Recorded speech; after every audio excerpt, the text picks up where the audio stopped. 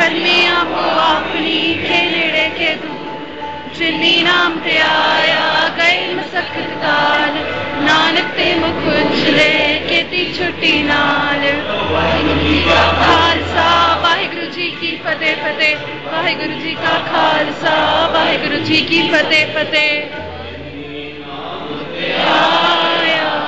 गए मसकत काल नानक ते मुख उछले केती छुट्टी नाल